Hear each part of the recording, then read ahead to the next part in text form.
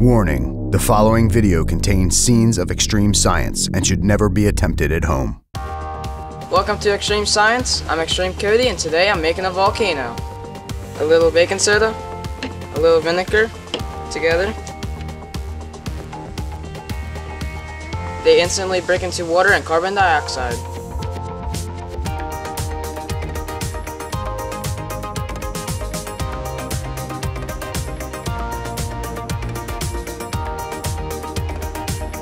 But that's no volcano. This is Mount Basalt. And with a little extreme added to the vinegar, this volcano's gonna blow.